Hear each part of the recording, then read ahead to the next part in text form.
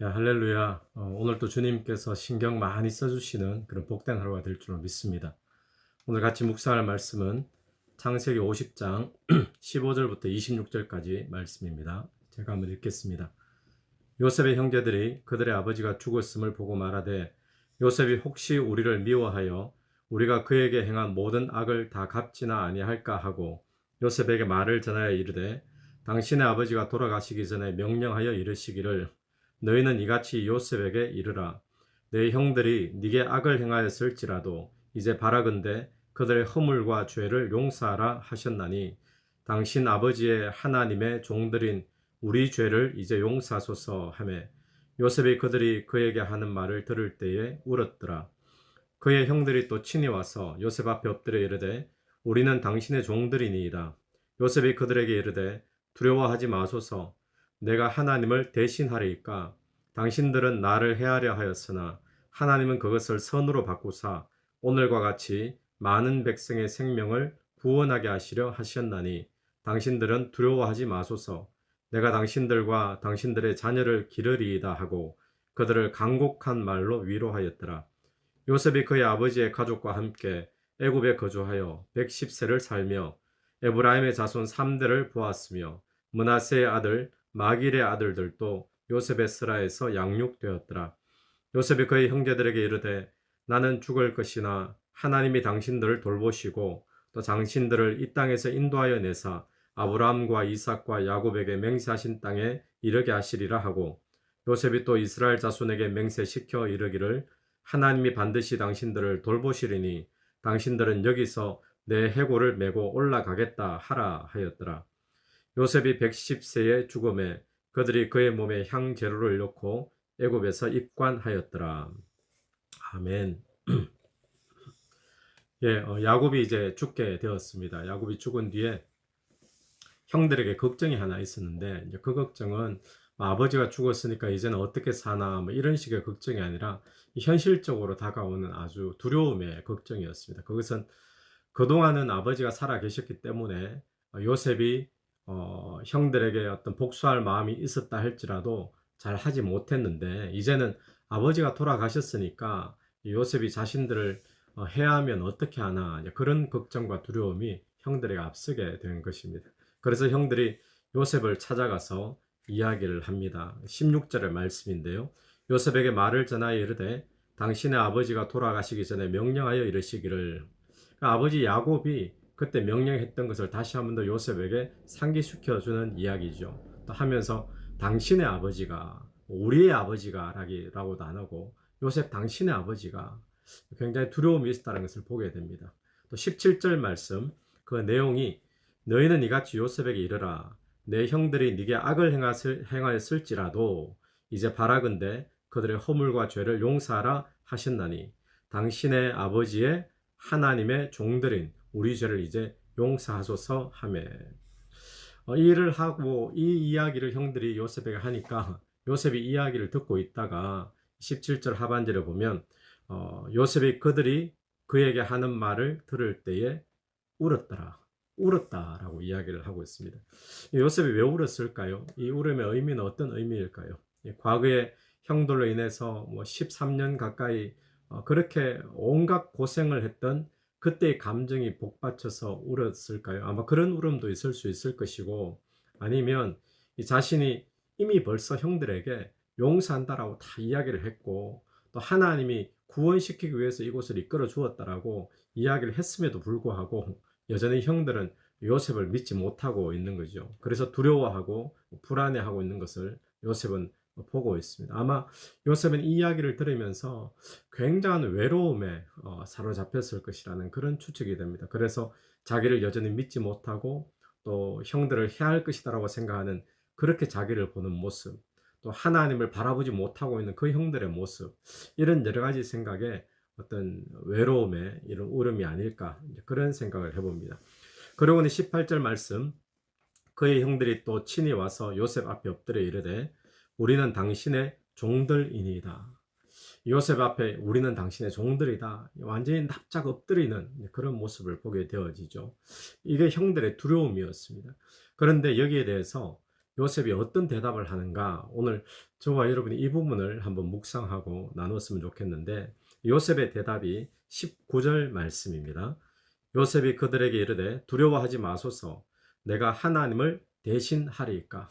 이 두려워하는 형들에게 요셉이 두려워하지 말라, 이 이야기는 어떤 의미죠? 복수할까 두려워하지 말라. 요셉은 이미 용서를 선포했죠, 벌써. 요셉은 지금 내가 당신들을 다 용서한다, 용서했다. 그런 이유가 무엇인가 하면, 그러니까 요셉은 복수가 아닌 용서를 선포할 수 있는 첫 번째 이유는 무엇인가 하면, 그것이 금방 19절 말씀처럼 내가 하나님을 대신하리까 라는 말씀입니다. 내가 하나님을 대신하리까.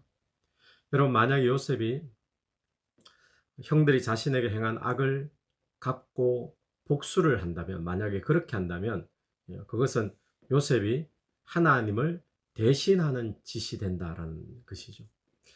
왜 그렇습니까? 하나님은 큰 그림을 가지고 또 하나님이 주관하시는 가운데서 다 일어난 그런 일인데, 만약 요셉이 사사로운 감정을 가지고 복수를 한다면 그것은 하나님이 주관하신다는 것을 인정하지 않는 것이 되는 거죠. 그래서 하나님이 주관하신다는 것을 믿는다면 감정은 힘들어도 복수는 주관하시는 하나님 앞에 맡기는 것이 맞는 것이죠. 이것이 요셉이 복수 대신에 용서를 선포하는 중요한 이유인 것입니다. 하나님을 대신할 수 없다라는 것. 복수하고 악을 갚는 것은 하나님이 하시는 것이다. 왜냐하면 하나님이 다 주관하시는 분이기 때문에. 여러분, 우리의 삶에도 하나님이 주관하신다는 사실을 오늘 저와 여러분이 믿게 되기를 간절히 바랍니다. 내가 어떤 어려운 일을 당할 때 그것도 하나님이 주관하십니다. 또 내가 누구로부터 악한 일을 당하는 것, 그것도 하나님이 주관하십니다. 모함을 당하고 억울한 일을 당하고 내가 하지 않았던 말, 하지 않았던 일인데도 마치 했는 것처럼 그런 일을 당할 때 이 모든 것들도 하나님의 주관 아래 있다라는 사실을 우리는 믿어야 됩니다. 그러므로 만약에 내가 당한 악한 일을 하나님이 주관하시는데 내가 당한 그 악한 일을 내가 갚고 복수를 한다면 그것은 하나님을 대신하게 되는 것이죠. 혹시 오늘 저와 여러분의 마음에 복수하고자 하는 마음, 지금 내가 복수할 수 있는 힘이 있기 때문에 또 그렇게 이제 갚고자 하는 그런 마음이 우리 속에 아직 남아 있다면 하나님을 대신하는 그런 죄를 범하지 않게 되기를 간절히 바랍니다.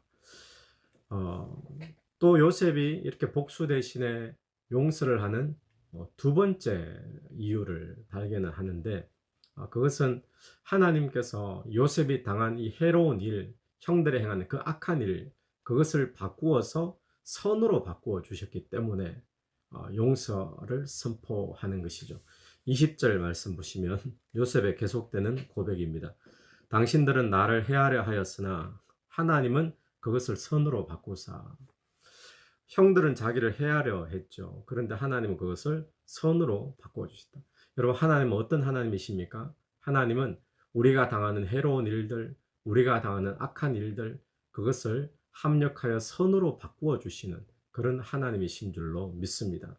하나님께서 요셉에게 그렇게 하셨듯이 오늘 저와 여러분이 겪고 있는, 당하고 있는 그런 악한 일, 해로운 일이 있다면 그것도 반드시 선으로 바꾸어 주실 그런 하나님임을 우리가 믿게 되기를 간절히 바랍니다. 요셉이 당했던 해로운 일들, 팔리고 또 노예 생활하고 또 누명을 쓰게 되고 감옥에 들어가고 또 감옥에서 잊혀지고, 이 모든 해로운 일들, 이런 것들을 하나님께서는 재료로 다 삼으셔서 나중에 무엇을 만들어내십니까? 그것과는 비교할 수 없는 선을 만들어내시는 그런 하나님이신데, 그분이 오늘 우리의 삶에도 그와 똑같이 역사하는 분인 줄 믿습니다.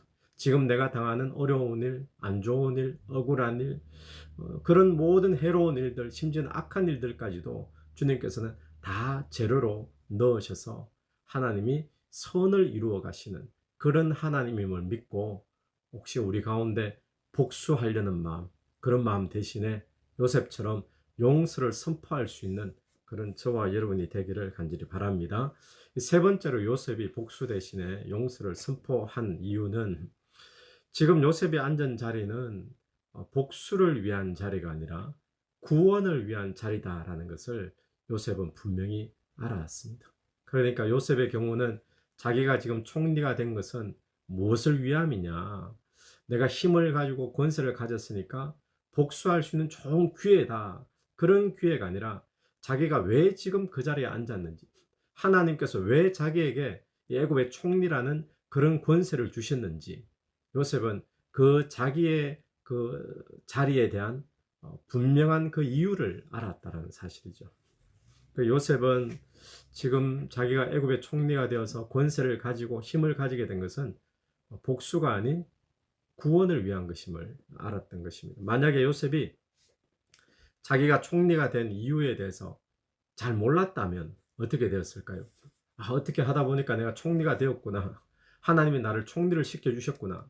하나님 감사합니다. 하고는 어떻게 됐을까요? 그 이유를 잘 몰랐다면 아마 자기의 어떤 사사로운 욕구를 채우기 위한 그런 도구로 그 자리를 사용했을 겁니다. 그 욕구 중에 한 가지는 뭐였을까요? 복수를 하는 것도 포함될 수가 있겠죠. 그런데 요셉은 하나님이 왜 자기에게 애굽 총리를 주셨는지 그 이유를 분명히 알았는데 그것이 구원을 위함이다라는 사실을 요셉은 분명히 알았던 것입니다. 그래서 요셉은 복수가 아닌 용서를 선포하고 또 구원의 도구로 자기의 자리를 사용했던 것입니다. 여러분, 구원의 도구가 되기 원하는 사람이 반드시 해야 될 것은 복수가 아닌 용서를 선포하는 것임을 늘 기억하게 되기를 간절히 바랍니다. 성경에 나타난 인물들이 다 그랬습니다. 스데반도 돌로 자기를 치는 자들에게 주님 저들을 용서하여 주옵소서. 자기가 하는 짓을 모르고 합니다. 예수님도 마찬가지죠. 십자가에 달려 돌아가면서 자기를 돌로 치고 침뱉고 또 모욕하고 십자가에 못 박는 그들을 주님 저 아버지 저들을 용서하여 주옵소서. 이런 기독교의 아주 중요한 특징은 용서라는 사실을 우리가 기억하면서 오늘 이 요셉이 용서를 선포하는 그 모습을 우리가 볼 수 있게 되길 간절히 바랍니다. 그 요셉은 자기가 왜 이 자리에 앉았는가 그 이유를 분명히 알았는데 이 시점에서 우리가 생각나는 한 사람이 있죠. 그 페르시아의 왕비였던 에스더를 우리는 생각할 수 있습니다. 에스더가 히브리인으로서 이 페르시아 대제국의 왕비가 되는 그런 영화를 누리게 되었습니다. 놀라운 은혜였습니다. 그런데 자기 자신이 혼자 잘 먹고 잘 살기 위해서 왕비가 된 것이 아니라 자기가 왕비가 된 것은 자기 민족, 이 히브리 민족 전체를 구원하기 위해서 하나님이 자기를 미리 왕비로 삼아 주셨다는 것을 에스더가 알게 되면서 그 왕에게 담대하게 나가는 그런 시간을 가지게 되었던 것이죠. 에스더의 그 사촌 오빠인 모르드게가 에스더에게 그런 이야기를 하지 않습니까? 온 민족이 하만의 어떤 모함에 빠져서 히브리 민족만 골라서 죽게 되는 그날이 정해졌을 때 그 모르드게가 에스더를 찾아가서 하는 이야기가 네가 왕 후의 자리를 얻은 것이 이때를 위함이 아닌지 누가 알겠느냐? 네가 왕 후의 자리를 얻은 것이 이때를 위함인지 누가 알겠느냐? 이 히브리 민족을 구원하라고 왕 후의 자리에 앉혀주신 것이 아니겠느냐? 지금 그 이야기를 하는 거죠. 여러분 오늘 지금 우리도 이런 생각을 한번 해봐야 됩니다. 지금 내가 앉은 이 자리, 그것이 권력의 자리일 수도 있고 또 물질의 어떤 자리일 수도 있고 또 성공의 자리일 수도 있는데 지금 여러분이 앉아있는 그 자리를 한번 생각해 보시면서 하나님께서 왜 나에게 이 자리를 주셨을까? 또 이런 성공을 주셨을까? 이런 부귀를 주셨을까? 또 이런 자리를 허락하셨을까? 우리가 한번 생각하면서 그 자리가 어떤 내 사사로운 욕구를 채우는 그런 자리로 이용될 것이 아니라 하나님의 구원의 도구로 쓰임받는, 그래서 그 자리 때문에 많은 사람들에게 용서를 선포하고 구원의 통로로 쓰임받을 수 있는 그런 자리가 저와 여러분이 앉아있는 그 자리가 되기를 간절히 바랍니다. 우리가 정리를 하면 요셉은 다시 한 번 더 용서를 선포하는데 이 복수 대신에 용서를 선포하는 이유는 첫 번째는 복수는 하나님이 하는 것이다. 내가 만약에 복수를 하면 하나님의 자리를 내가 대신하는 죄를 범하는 것이다 라는 것이죠. 두 번째는 하나님께서 악한 것, 자기가 당한 악한 일들, 해로운 일들을 다 바꾸어서 선을 만들어 주시는 분이셨기 때문에 용서를 선포했고 또 지금 자기가 앉아 있는 그 성공의 자리, 총리의 자리는 복수하라고 주신 기회가 아니라 구원의 도구로 쓰임 받도록 주신 그런 자리임을 요셉은 분명히 알았기에 용서를 선포했습니다. 오늘 저와 여러분의 삶에 복수하고 싶은 마음이 없는 사람이 누가 있겠습니까? 다 감정이 있는데 어떻게든 갚고 싶어 하고 또 해코지를 하고 싶어 하는 그런 마음들 우리 신앙인들 속에도 다 있지만, 그러나 구원의 도구로 쓰임 받는 사람들은 다 용서의 사람이었다는 것을 기억하면서 오늘 이 요셉의 용서 우리가 묵상하며 오늘 하루 용서하는 그런 사람으로 살게 되기를, 그래서 구원의 도구로 쓰임 받는 삶이 되기를 간절히 바랍니다. 한번 기도드리겠습니다. 하나님 감사합니다. 요셉의 삶을 보면서 하나님 우리의 삶에도 어떻게 역사하시는지를 우리가 보고 배우기를 원합니다. 내가 하나님의 자리를 대신하여 복수하지 않도록 인도하여 주시고, 또 하나님 모든 내가 당한 악한 일들 또 그런 해로운 일들을 주님께서는 합력하여 선을 이루어 주실 줄 믿고 또 용서를 선포하게 도와주시옵소서. 또 내가 서 있는 또 앉아 있는 이 자리가 주님 내 욕구를 채우기 위한 자리가 아니라 구원을 위한 그런 자리로 주님께서 이 자리에 앉게 하셨다는 것을 믿고 구원의 통로를 쓰임받게 도와주시옵소서. 예수님 이름으로 기도드립니다. 아멘. 오늘 하루도 예수 이름으로 승리하시는 복된 하루가 되기를 간절히 바랍니다.